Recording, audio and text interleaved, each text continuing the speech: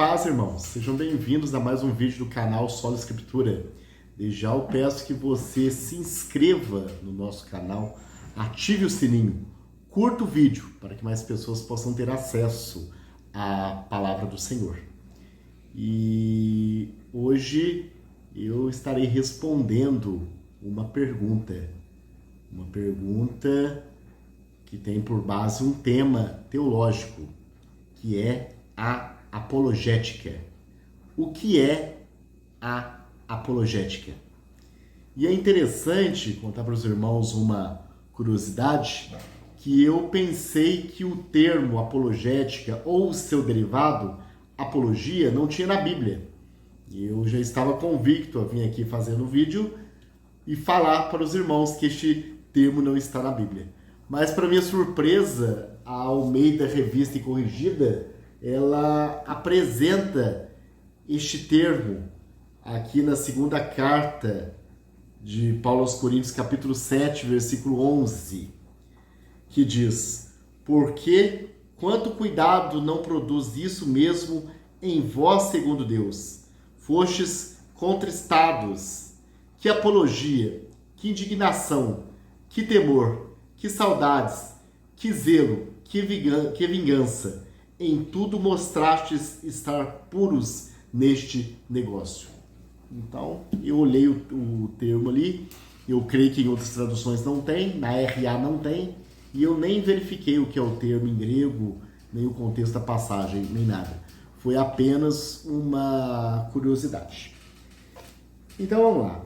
A palavra apologia, de acordo com o linguista Pasquale, quer dizer discurso ou escrito para justificar ou defender alguém ou alguma coisa.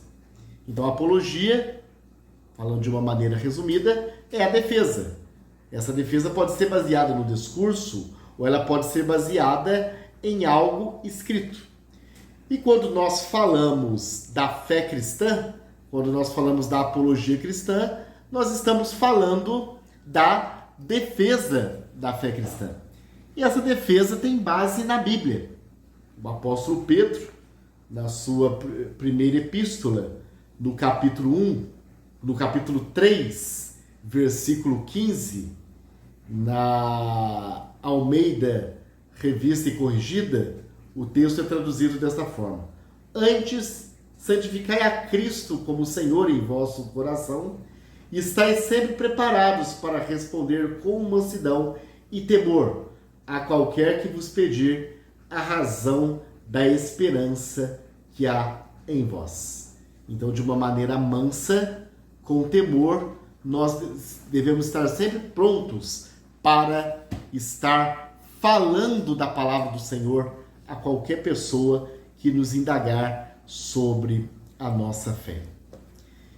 E o teólogo assembleano Raimundo Ferreira de Oliveira, no seu livro Seitas e Heresias, um sinal dos tempos, ele faz algumas identificações de como descobrir se um movimento é seita.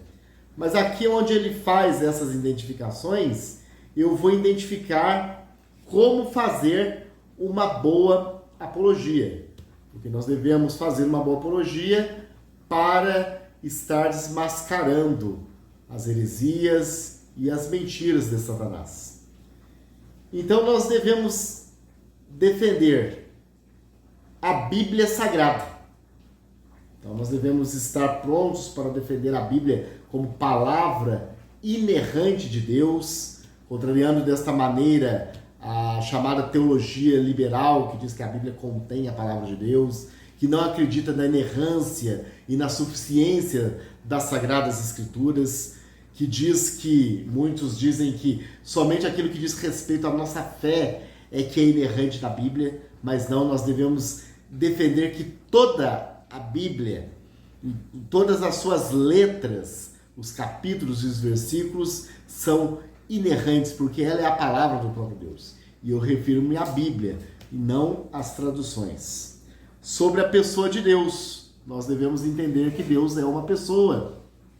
Deus, ele é a Trindade que subsiste em 3 pessoas: Pai, Filho e Espírito Santo.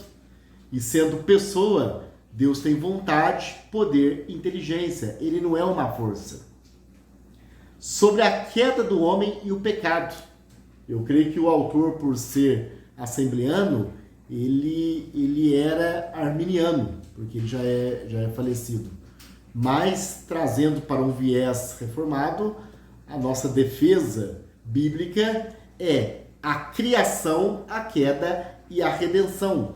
Ou seja, o homem foi criado perfeito, ele, devido ao seu livre-arbítrio, pecou, aí teve a queda, se afastou de Deus, e por meio de Cristo, ele pode voltar a Deus. Sobre a pessoa e a obra de Cristo. Cristo, de fato, de verdade, foi homem, ele foi totalmente homem, mas ao mesmo tempo ele foi Deus. Ele veio como homem perfeito para remir os nossos pecados. Pela sua morte na cruz, ele nos trouxe a redenção, e pela sua ressurreição ele nos trouxe a justificação, porque se Jesus não ressuscitasse, como diz Paulo, vã seria a nossa fé, e ainda estaríamos nos nossos pecados.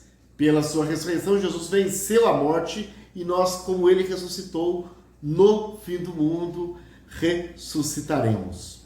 Sobre a salvação, nós éramos perdidos pela obra de Cristo, hoje nós somos salvos, ou seja, um dia nós vamos morar nos céus, embora nós não merecemos. Sobre o porvir, de fato, o Filho de Deus veio para a nossa redenção e ele aparecerá uma segunda vez, não em razão do pecado, conforme diz Hebreus 9:28, mas para trazer a salvação para aqueles que o esperam.